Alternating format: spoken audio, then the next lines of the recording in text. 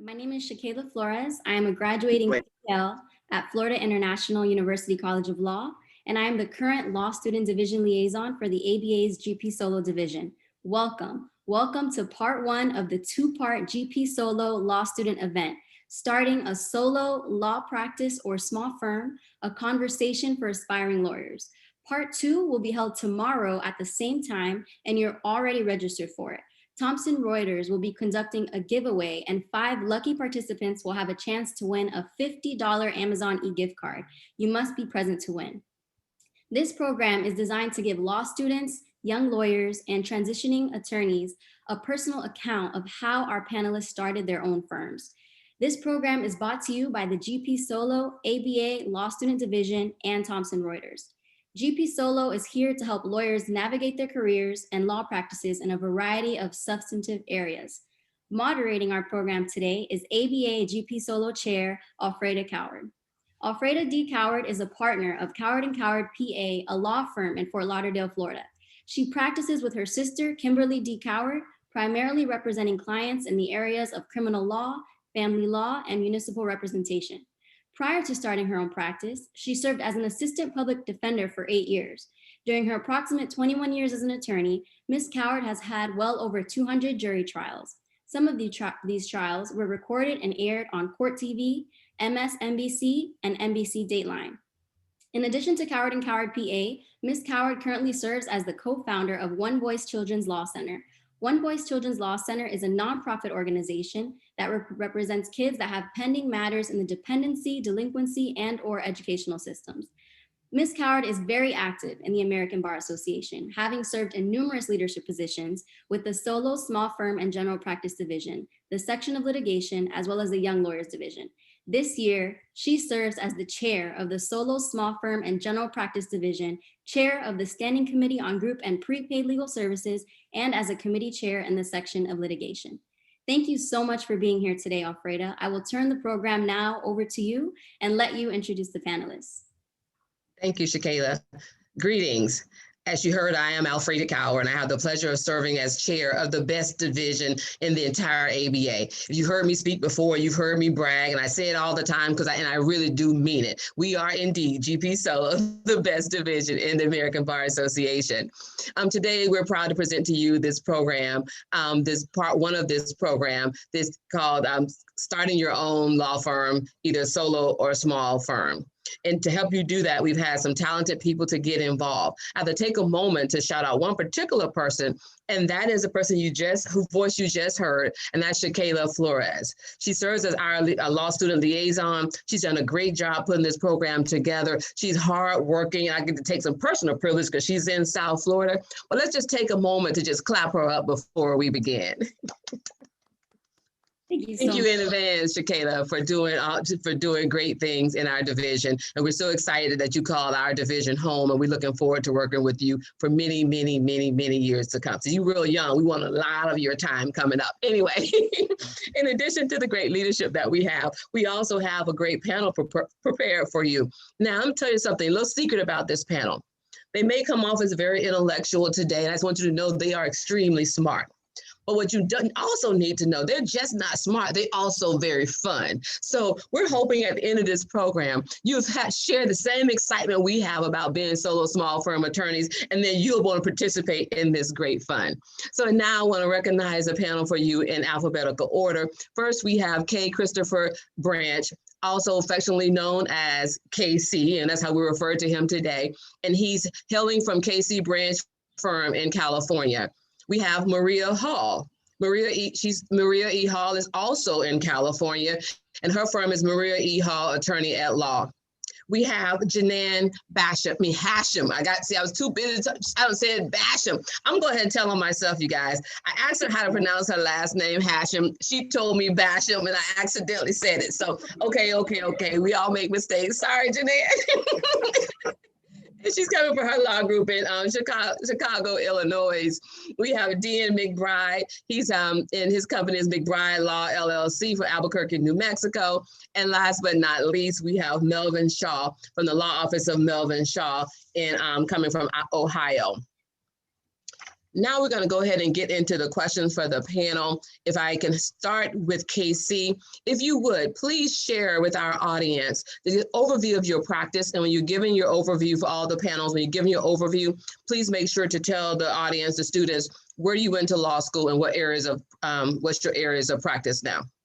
Shall do. Well, greetings from San Diego, California. I want to thank Alfreda, Shakayla, and Thomson Reuters for putting this on and inviting me for the panel. Most appreciated. Anyways, I'm a lawyer for, I don't know, almost 30 years. I'm from Loyola Law School in Los Angeles and the University of Southern California. And I practice generally in the area of cannabis law and alcohol beverage law, representing wineries, distilleries, and cannabis farms, not only in California, but across the country and around the world, dealing a lot with Europe and Asia and South America. So thank you again for having me on the panel, and I look forward to sharing some of my insights. Thank you, Casey. Maria, will you answer the same questions?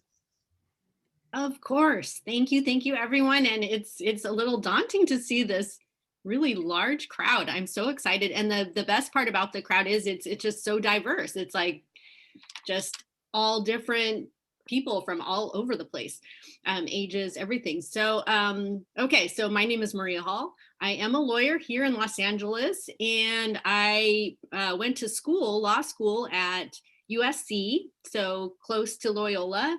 And my practice areas are, I came from public interest, and then I was really interested in environmental justice, housing, and employment law, plaintiff side. And then my other job is the one that's really more relevant to today is I am the director of an incubator, a legal incubator that helps grads from Loyola, UCLA, and Southwestern law schools start solo practices, and many, many even out of law school. So I do have, I can tell you, and somebody else on the panel will tell you, you can be solo right out of law school. Thank you, Maria. Janan? There we go. How often am I talking to myself? I realize it's a mute button. So thank you so much for having me, Shakayla. Thank you, Shakayla. Thank you so much for pulling this together, and thank you, Alfreda, for being our leader. I appreciate it. You've done a great job, both of you. So yeah, I'm here in Chicago. I graduated from DePaul University College of Law back in 2005. I started off as an assistant appellate defender with the state of Illinois, handling felony cases. And then I left that after about a year and ended up forming and co-founding Emma Law Group. Emma is an Arabic name that means hope. And in 2007, when we developed our firm, we was like, we needed a trade name, and we felt it's easy for people to pronounce, it's easy to spell, it's alphabetically high. And so we came up with Emma Law Group. I've been with it ever since. I did criminal defense for a long time. And then last year, I actually shifted gears. And now I'm doing civil rights practice for most of my practice, Civil Rights Matters. And our firm last year, we made an intentional shift to only practice immigration and civil rights matters. Thank you, Janan. Dean, would you please give us an overview of your practice, including where you went to law school? Sure. I'm the very quiet and subdued Dean McBride. Not really, you guys, not really, not at all, but go ahead anyway. And so I practice family law and in Albuquerque, New Mexico, and I went to the University of New Mexico School of Law. I worked briefly in civil defense for 8 weeks, and then I left and started my own firm, so pretty much right out of law school. And I'm a non-traditional law student, so I went to law school much later in life. And often it kind of comes down to people saying, well, I've been practicing X number of years, and I'll say, well, I've been paying taxes for 40 years. So, we all kind of bring what we're going to bring to the story. So I'm a huge advocate for non-traditional students. I have a scholarship at the university for non-traditional students, and I'm also the chair of our State Bar's Solo and Small Firm section. Thank you, Dan. I think non-traditional is a very good title for you, non-traditional. Yeah. All Something right. never expected. All right, Mel, if you would tell us about your practice. Sure. Thanks again to Shakayla and to you, Alfreda, for allowing me to be on this panel. I am a graduate of the University of Iowa College of Law, graduated in 2004. And after a short stint at a non-law job, I started my practice in 2006. And I primarily practice in the areas of real estate, estate planning, and business law. And like Dan, I was a non-traditional student. The University of Iowa College of Law had an accelerated 2.5-year program that allowed me and some other students to start in the summer. So I started early after getting a graduate degree at the University of Iowa, and I haven't looked back in the practice of law. I really, really enjoy it and hope to get an opportunity to tell you a little bit about my story as we go along.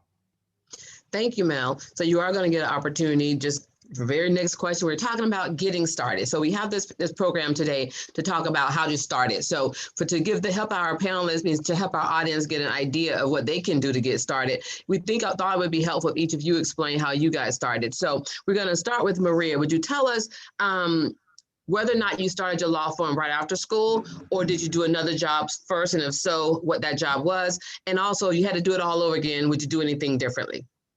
Okay, sure. And when I started, I graduated law school in 2003. So the world was totally different. I did have email, but it was really, really different. And even since the pandemic, I mean, the judges are finally letting us do remote appearances, but it was like everything was in person at that time. And I went to law school to be a public interest lawyer, and I thought I was going to be at a public interest law firm forever. And I did straight out of law school. I got a fellowship to work at Communities for a Better Environment, which was an environmental justice group. And we did sue oil refineries and chrome plating factories and things like that in urban neighborhoods that were illegally polluting in places where they shouldn't have been, taking advantage of the low income areas. And then I saw, as I started to get to know the community members, because we did a lot of work within the communities, I saw all the landlord tenant issues that they had. So not only were they getting dumped on with illegal pollution, but then their living conditions were so bad that I thought, wow, this is really, it just like grabbed my passion. And then one of my friends had just gone solo, and she goes, oh, just be solo. You can be a tenants lawyer. I was like, okay.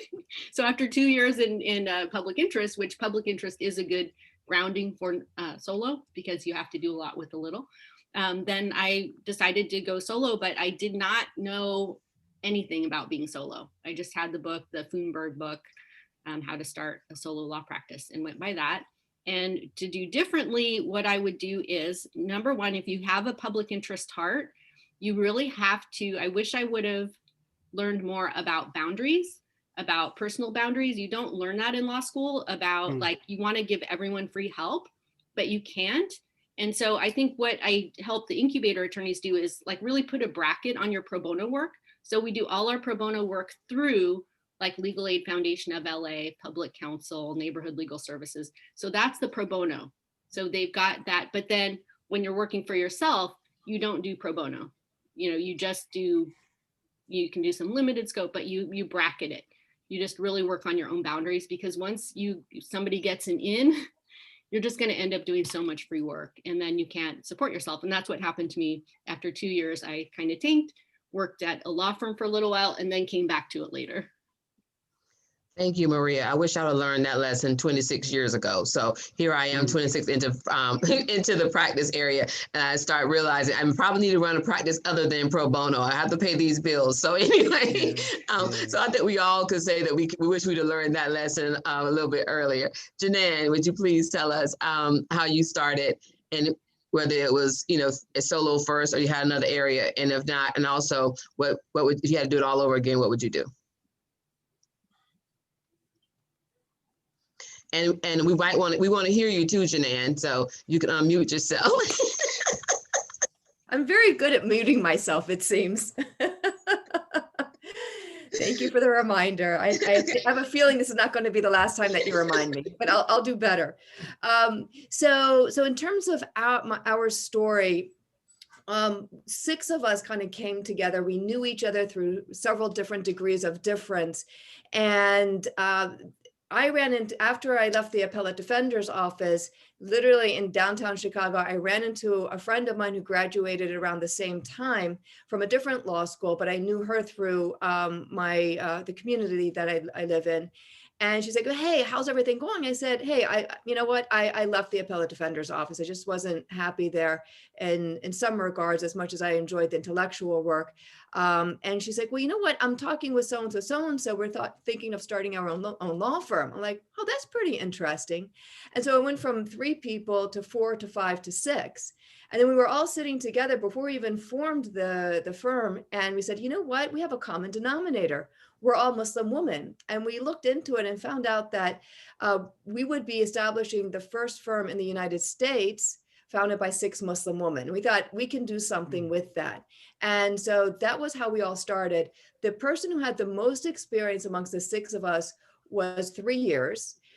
We had one person who just graduated from law school to join us. And then you had those of us in between who had worked at another firm or worked solo and wanted just to group together with others. So that's our little story. And we started as a general practice firm to what we are now, as I shared with you. What would I do different? I think, to be honest with you, I mean, things were unique for where I was at that time, and running into a friend and just one thing led after one thing led to the next after the next. I just kind of go with the wind, but maybe I would think a little bit differently and just get a little bit more experience working at a law firm or in for government, just to get a little bit more experience and comfort at the court level. Because as an appellate defender, you know, we're writing briefs all day, and we're not, you know, in court every day. So I think having developed that before going into private practice would have been better for me. Working with a firm or working in an environment in which I'm comfortable with the court setting, so that the court is essentially just an extension of my office, which I didn't do that. So I'd probably do that over again. Okay, thank you. Dean? So I am the least inspiring speaker on this topic whatsoever, because here's my deal. I was a nightclub singer and a yoga teacher, and I did business consulting, and I did this, and I had like a million little jobs, and none of them had ever equaled like an actual salary. So I hit a place in my life where I'm like, you better figure this out, bro. And I thought I need a job where if I'm gonna die working, I can do it in a comfortable chair. So I was sort of choosing between becoming a therapist and becoming a lawyer, and I got accepted to law school first, so that's what I did. And you know, and I had this plan that I was just gonna get a job as a contract attorney and sit at a desk with a desk that went up and down every day and had a gym membership, and that's what I was gonna do because I had done enough. And then I got that job as an extern, and I hated it. I fell asleep at my desk reading contracts, looking for some word in 500,000 pages of documents. And so I felt like I needed a different plan. I got a job as a civil defense attorney. Like I said, worked for a couple of months doing that, but it was just not the scene for me because I'm older, and to have a partner come and say to you, you don't get vacation this first year. And I'm like, well, I have tickets to Copenhagen, sweetie. I got to go, you know? So I realized that I had to write this story and do it my own way.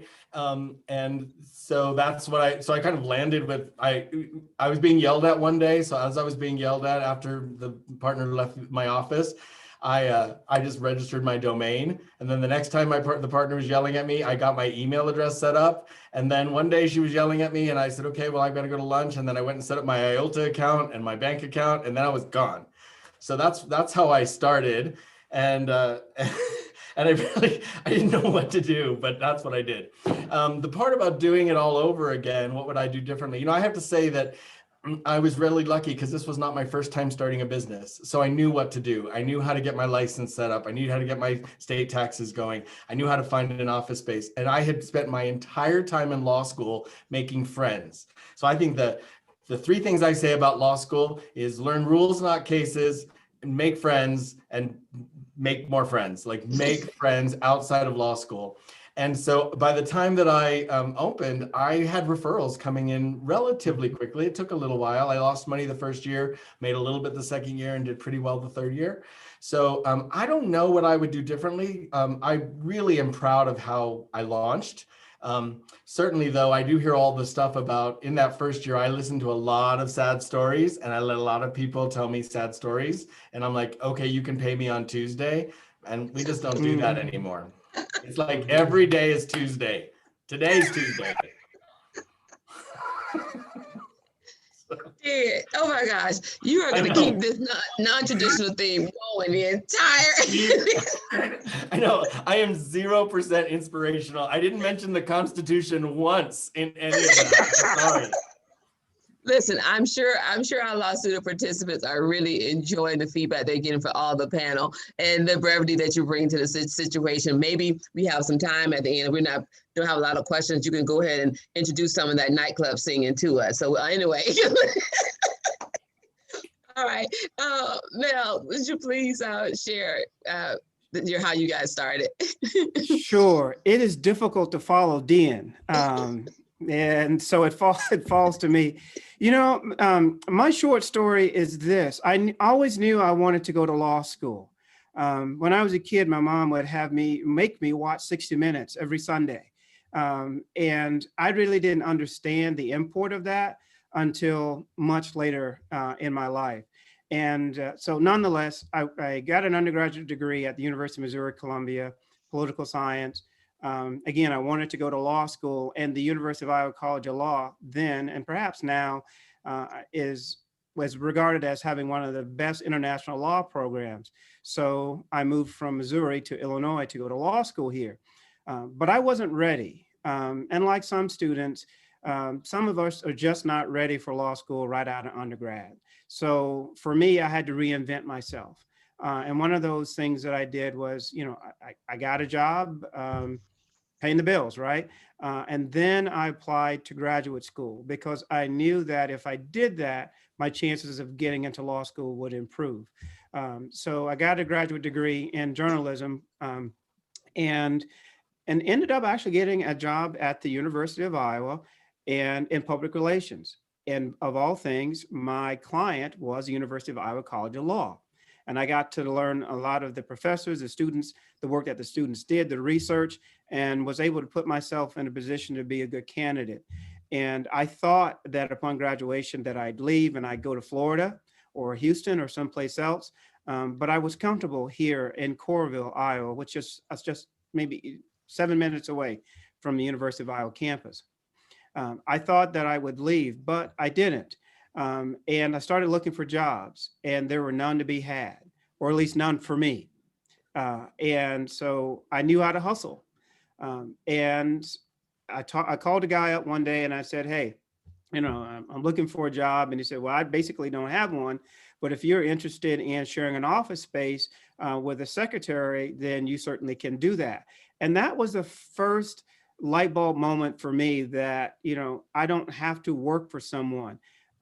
I wasn't prepared thoroughly to engage in the practice, but I did. So they say that an entrepreneur is someone who sees a puddle of water and jumps in without regarding how deep it is. So I guess I did that. I just jumped in, and it has worked out well for me in that I don't have to ask anyone for time off. I have as many bosses as I have clients, and I try earnestly to keep them all happy so that, you know, I can remain, you know, employed. One thing that I would do differently is when you start a practice, you know, you are answering the phone, you're sweeping the floor, you're your marketing person, you're everything. One thing I would do differently is I would stop or cease to try to be all things to all people. And so I was answering emails at 1 o'clock in the morning, 2 o'clock in the morning. If the client needed me, I was available. And I realized after some years that I was giving too much of myself and maybe not being appreciated either in compensation or otherwise. So that's one bit of advice, is that, you know, try not to be all things to all people, even though you're going to have to hustle. there are limitations. Thank you, Mel. We appreciate, we can applaud your courage because many of us felt compelled to go get another job somewhere but prior to launching. So thank you for have the courage to go ahead and jump in there. And although you said you're comfortable in Iowa, I just want you to know, me and Shakayla can attest, Florida is the place to be. So I'm not sure why you're still there. But anyway, I mean, let me get back on on task. But just know Florida is in fact the place to be. All right, Casey, would you please share with us your beginnings? All right. So everybody's told us about all their non-traditional stories. Well, I'm the traditional story. I'm the kid who in junior high school said I want to be an international lawyer when I grow up. I'm the kid who graduated from USC in 3 years. I'm the kid who started working for a lawyer at 16 and has never left the profession. I've been doing this for 40 some years and I'm still a very, very happy lawyer. And I worked for a lot of firms that went out of business or changed control for sex, money, and greed in the 70s and 80s, and learned a hell of a lot of stuff about litigation, about dealing with people and clients and billing. And, you know, as much as hell that was going through, pardon my language, I really learned how to practice law, how to deal with people, how to deal with billings, how to deal with all of those things. And as horrible as that was looking back, there's no way in heck I could do what I do today without that kind of background and that knowledge. And yes, I've now concentrated on one industry in my life. It took a while to even figure that out. You know, you go out on your own because an older lawyer said, do you want to go out on your own? And you go, great. And then he dies. And then what do you do? And then you call your best friend and say, hey, let's put together a law firm. Well, you know, all of a sudden best friends don't get along as best friends. And even though I'm seeing him for lunch in a minute, it was not a great business partner. So you never know. And then you finally just say, I'm going to do it myself. And, you know, I get phone calls from the dead guy's creditors saying, you owe us money. And it's like, oh, no. And so, you know, you go, what do? I want to go back on what I used to do, insurance coverage. Well, there's not a lot of people who want to hire you. You have no track record. You know, your own firm, they go to big firms for that kind of stuff. And then you end up taking little stuff. And yet you don't really want to do that. And then finally I said, well, you know, I really like alcohol. And I moved to the Central Coast. And I said, I'm going to become a wine lawyer. So I taught myself how to be a wine lawyer. And I knocked on a famous winery's door and said, I'll be your free lawyer. And they said, great. And they're still my best friends, you know, 20 years later. And I taught myself an industry that's highly regulated, the subject of 2 constitutional amendments, the subject of every state, every county, every country has different rules. So it's an amazing practice. I teach it at Loyola Law School from time to time now. And then all these people in cannabis said, well, we want you to be our lawyer too. So learn that, please, too. So I've done that. And now I'm, you know, working on how they intersect and don't intersect. So I become a really happy lawyer in this process, but I wouldn't give up what I did before. And people come to me and say, hey, I want to be a wine lawyer. I want to be a cannabis lawyer. I say, you can't do any of that till you really work hard, learn the trenches, learn how these firms work, learn what works in those firms, learn what doesn't work in those firms, and do your best all the way through and balance everything. You know, and now, you know, I'm almost 60 years of age and I finally think I figured it out. But then just when you think you figured it out, there's a new wrinkle. So, you know, thank you for inviting me. That's my story in a nutshell. Thank you, Casey. And I don't think anybody here is surprised that you still love the practice of law when you talk about wine and spirits. Anyway, I mean, who all here wouldn't mind being a wine and spirit lawyer? Let me raise my hand. I do love coffee law too. Is that really coffee in that cup? That's really coffee. Wine yes. and spirits. Okay. I have to say, Casey is sitting on a case generally of the wine right happiest now, and most contented lawyer I know, actually. Thank you. Thank you, Casey. And now we're going to move on to our next question. We're going to start with our panelist, Janan. It's talking about helping to make sure we're practice ready. Would you please share with our participants any tips that you may have as a new attorney interested in starting their own firm, as well as what qualities and skills must they possess to do so? Yeah, I think going into it, don't wing it. You know, just have a plan, at least some kind of plan, maybe just even bullet pointed plan when you're starting off of like how you're going to do it. Put up some guideposts, like by this point, 3 months from now, 6 months, 9 months, a year, 3 years from now, I want to reach these certain points. You don't have to reach them per se, but at least it gives you a goal of something to look forward to. And those guideposts could be the number of clients you have, the number of how broad your network has grown. the amount of revenue you have, the amount of debt you might have or decreasing. So those kinds of things, just have a plan going into it. I would say as early as you can, get first an accountant and somebody to prepare your taxes for you.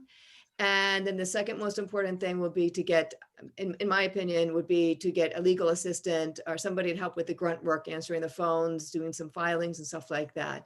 Can I stop you there for a second, Janan? I think it's important that that legal assistant that somebody else asked the question really knows the ins and outs of things like e-filing and those kinds of things. So it really can't be just a person off the street. It's really worthwhile to pay somebody, even super part-time, who works in another law firm or something, to help you with those things, or find a damn good attorney service who can do it for you. Well said. This is a very, very good point. You need somebody who can be your extra arm. So that if you have a filing to make, they know how to do that. They know where to go. They're familiar with the processes that are involved. And in terms of, you asked Frida about the qualities and skills. I'll share 3 of them. 2 of them are qualities. 1 of them is a skill. The top skill I would say is you got to be organized. An organized attorney is an efficient attorney, and an efficient attorney leads to happy clients, I would say. So being organized, everything from how you organize things on your computers, how you organize your files. I think that's really important. And will kind of give you peace of mind, because you'll know where to go when you need a document, or when you need to find something on your computer. And then the 2 qualities, I would say the first is diligence. That's an important quality to have, because you need diligence with client management. You need diligence with office management. You need diligence with case management in every aspect of your practice. You really need to follow through with things. You need to stay committed to things. You can't let things slide, because once things slide, you start to get overwhelmed. And that overwhelming feeling is just not good. I promise you that. Well, and part of that, Janan, is telling clients no, and saying, you can't give everybody an answer today in the next 5 minutes. And if you've got 5 people calling, they've got to understand that they're in line, and that you try and do your best triage for who's involved and who's not. But they have to rely upon you for that triage, and they can't be at the top of the list every day.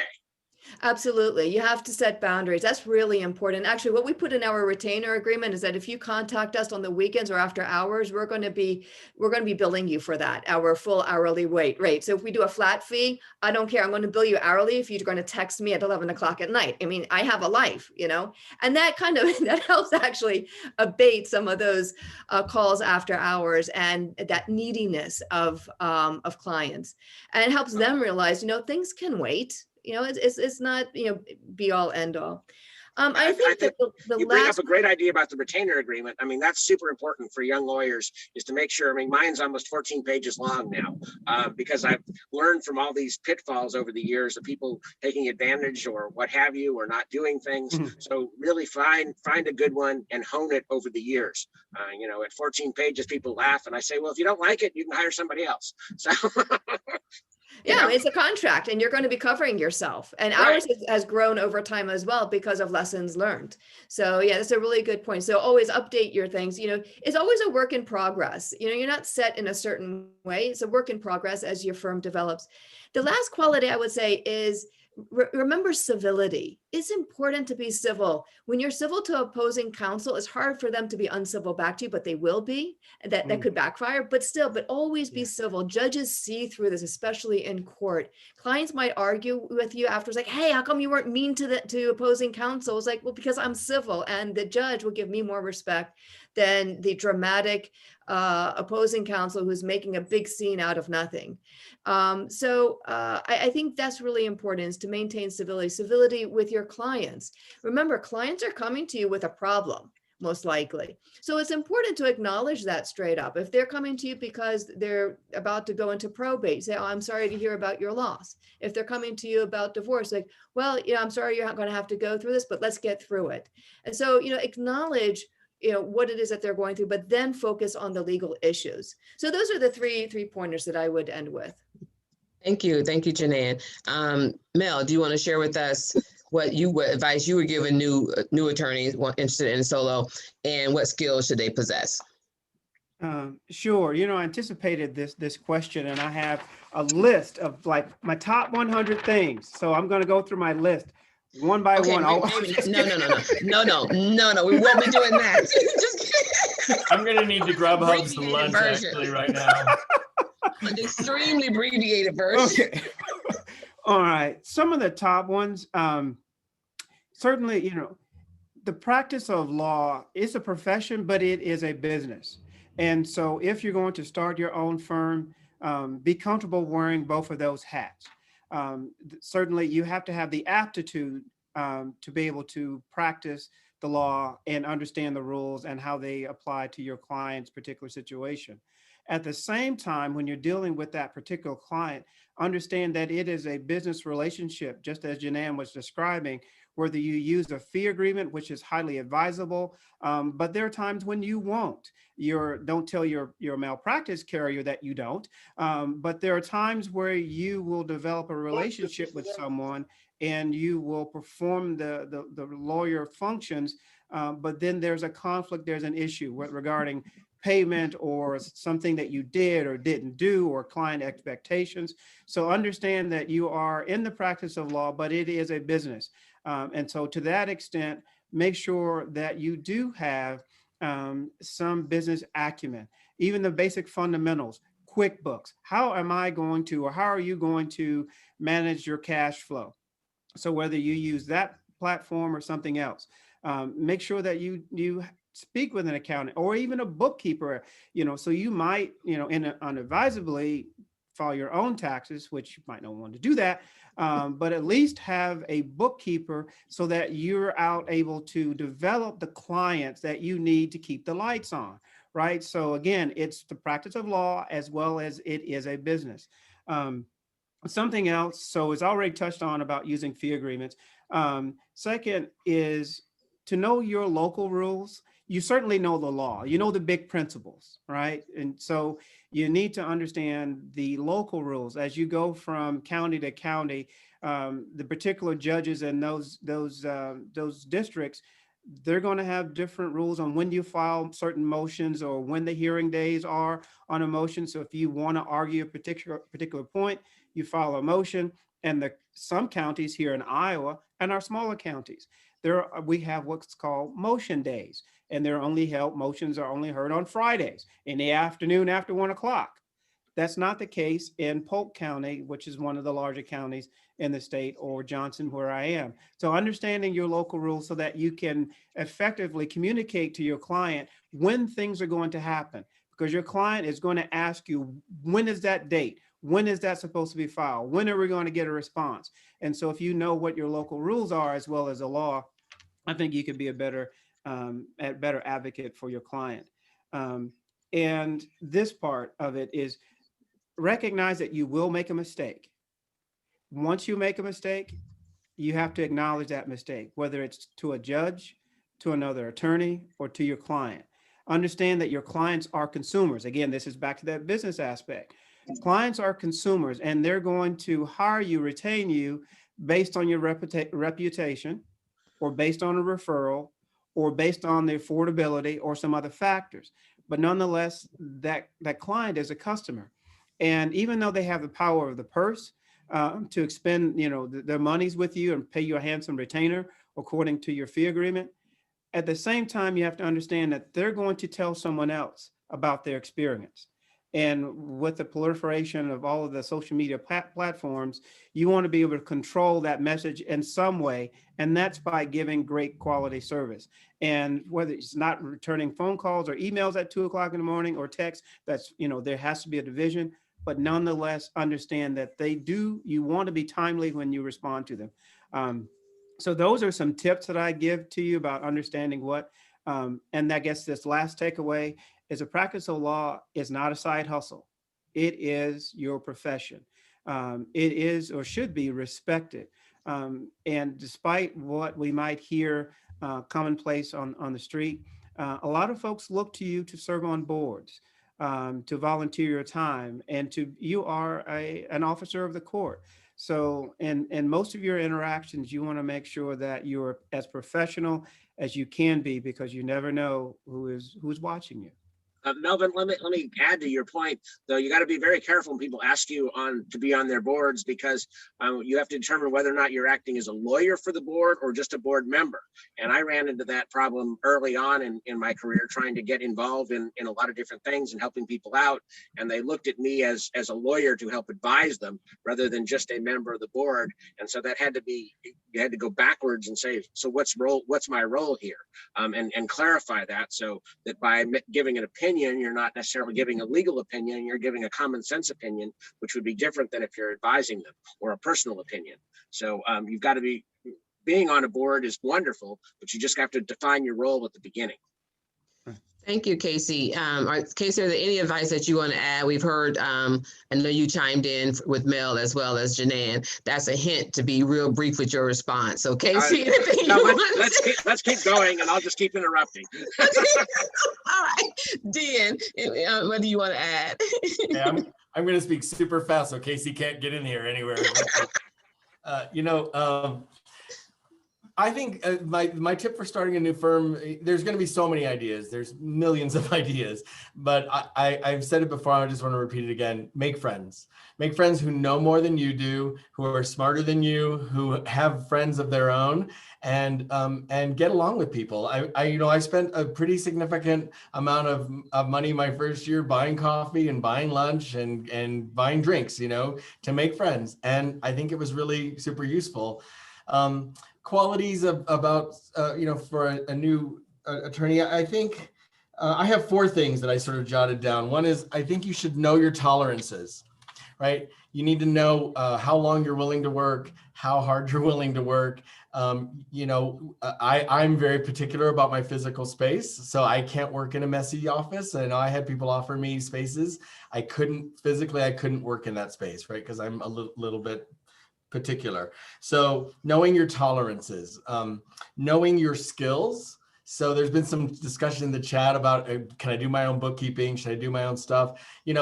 My first year, I sat with a pile of receipts for about 4.5 months because I knew how to do bookkeeping because I'd been a bookkeeper and I could do it, and I never got to it. So I had to hire somebody to do it because, I didn't have a really clear sense of when I could do it, how well I could do it. So you got to know your skills. If you're not the best writer, find a contract attorney to write for you. If you're not great at, if you're working totally alone like I am, there's been some, Janan mentioned getting a legal assistant. I wouldn't have known how to supervise one of those to begin with. So if you're going to do all that stuff, you got to figure out where are you great, where you're not great. And when you're not great at it, figure out how to get somebody in to help you with it. One of the things I like about that Casey mentioned that I really appreciated, if it hadn't been for those 2 months that I spent at a civil law firm, I don't think I would be as effective today, because in those 2 months, I learned about e-filing and I learned how to sign stuff. And I had an assignment where my partner said, just file a motion, a notice of errata, which sent me off for like a 4-day search that I had no idea what was happening. Right. So if it hadn't been for that time, I don't know what I would do. So create partnerships. Maybe you have a little internship. Maybe you let yourself work at another firm for a couple of months to I'm going to interrupt you, Dion.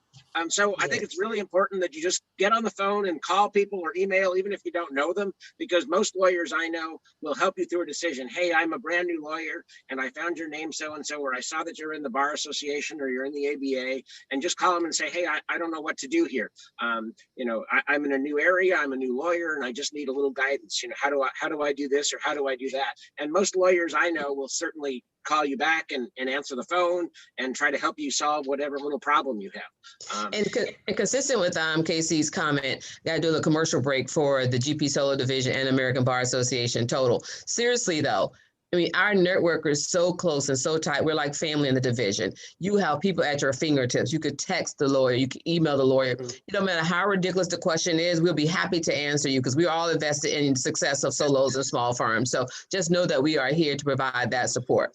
Dan, reclaiming my time. I was going to move to the next question, starting with you. You said you're going to be brief, man. Just because Casey went off camera for a second didn't mean you should keep talking. But anyway.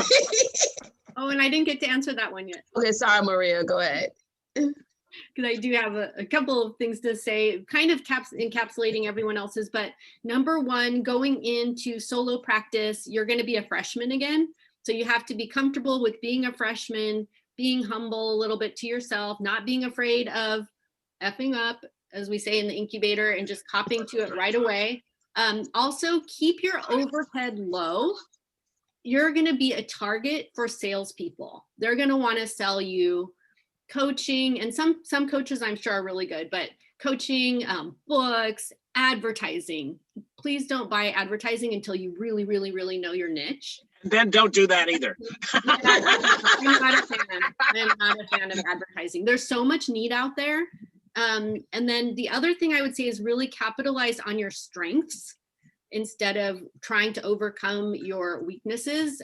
There's a book and a test called Strengths Finder that's published by Gallup Poll. And I did it myself before I gave it to the incubator attorneys. I loved it. It said my #1 strength was strategizing, which I never once saw in myself, because I always thought like, oh, I'm compassionate. No, that was like way down on the list.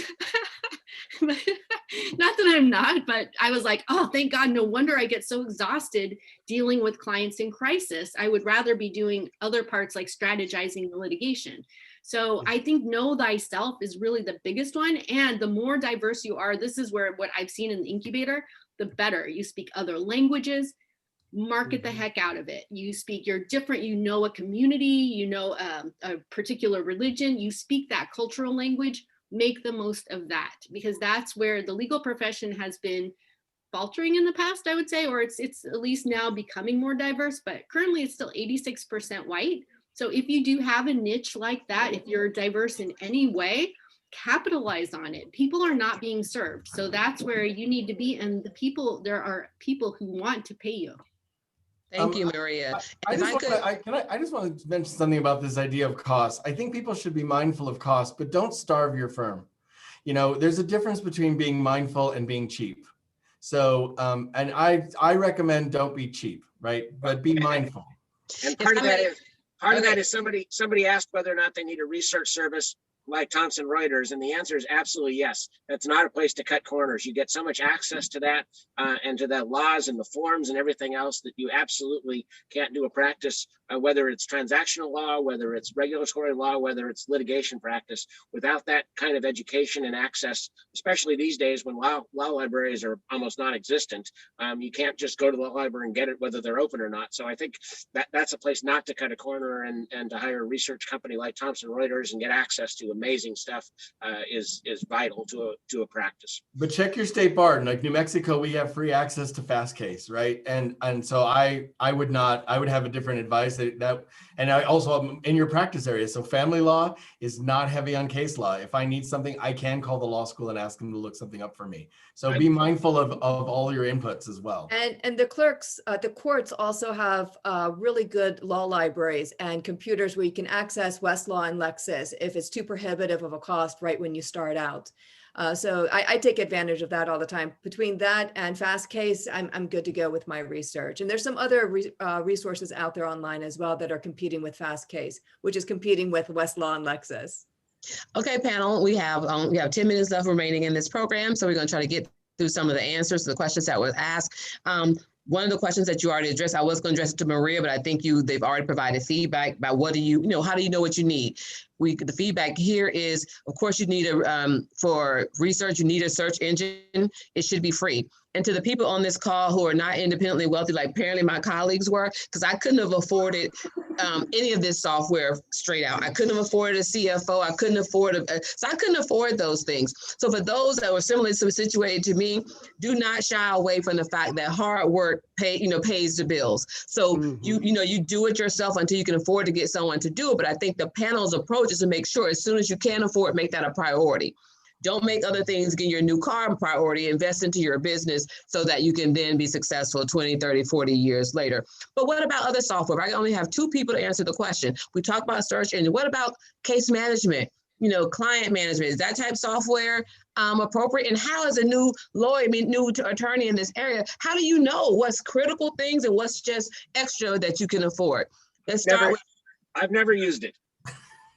Okay, so thank you, Casey. Maria, quick answer response. Yes, okay, so case management software, the incubator attorneys usually use either Practice Panther, Clio, There's a ton online, and there's a lot of YouTube videos explaining what they do and how to use it. And then now with Zapier, with the automation, it's like, it blows my mind at how many things you can instantaneously do. The client types in their name and address to your web form, and then boom, you never have to type it again. It goes on every invoice, it goes on every pleading, whatever it is.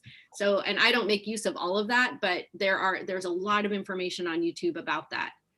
All right, what about the technology? We know the firms can afford to have the latest and the greatest. And, you know, the scanners that we have these programs in our division that talks about tech upkeep. We may, as solos, you may not be able to afford all that. How do you know what's the product you absolutely have to have, and what's the product as it relates to things like technology? And I'll address that to Dean first and then KC. So, you know, I think that you have to be mindful that a lot of the software companies will sell you bells and whistles, and you're really going to take a long time before you get to them. So how do you keep track of names and dates? That's super important. How does your calendar stay straight? And how do you keep up with your relationships? Those are the primary things. We're on MyCase. I've been on Clio. I also tried Cosmolex. We ended up on MyCase because it's the least expensive and it's easy for me to add people and remove people. It's not like it's a little bit like Microsoft ME, but it's fine. And but I think not overbuying. Don't buy into the promise of all it's going to do for you, because initially you got to keep up with people. You got to keep up with dates. Everything else you can figure out with a Google Drive, or you can figure stuff out another way, but people and dates, most important thing. Thank you, Dean. Casey? The full Adobe package with Photoshop and a Fujitsu scanner. They're amazingly fast. They can do hundreds of pages in minutes, both sides, double-sided. I actually have two of them, and I would not live without them. Yes. Janan, I was trying, okay, brief, because we got some other questions to ask. Brief, go ahead. I would say in terms of hardware, put money into a good computer, a reliable computer, and into a really good printer and scanner, because those are just two things you're going to be constantly needing. And not in the same machine. Have a separate scanner from your printer, because half the time you're going to need them both at the same time, and it's not going to be available. Casey, we're at the phase of no interruptions. Casey, we at that phase of the program now. So Janan, please, can we finish? Janan, when you finish? Well, I was just going to say, Adobe Acrobat is a little bit too much for our firm. So we use PDF Expert, which is very affordable and provides all the things that I need. So you look for alternatives out there, identify what your needs are, don't buy more than what you need. And we'll let Melvin go from there. I think you've covered it, Janan. Some things I'm going to say. Thank you.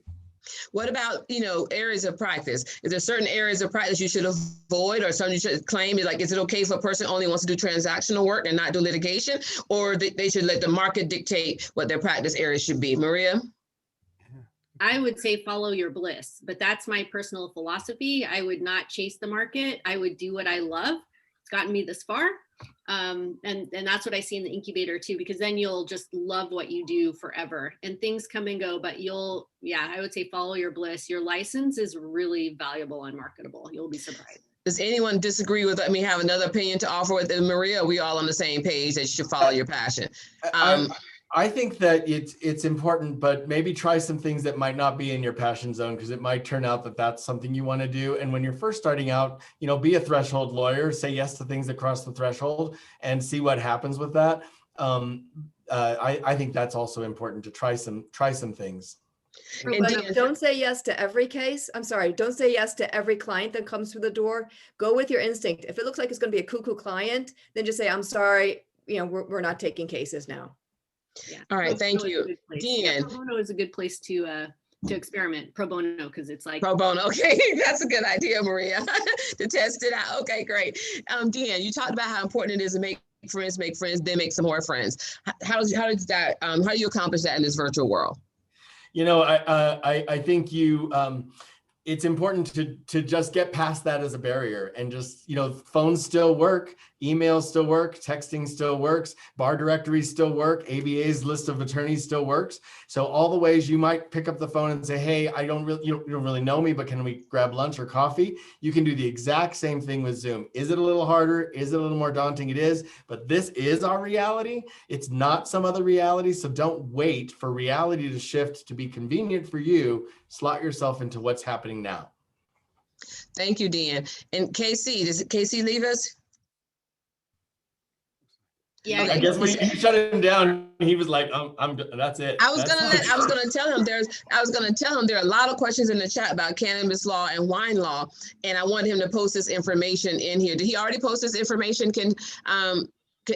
If he already posted this information, please feel free to direct those questions to him. If he has not, we'll try to get answers to those questions. You can follow up. So someone asked in this question again, how to get more involved in our division. In this chat, we've already posted how to join as a member of the ABA and how to join our division. So feel free to join. And as the chair, the current chair for a few more months at least, if you can reach out to me, Phil, you can reach out to me as well and express your interest. I'm going to ask all of our panelists who are still here, if you haven't done so already, put your contact information in here. I'll place mine in here so that we want to make sure our young lawyers or new lawyers have all the tools that they need.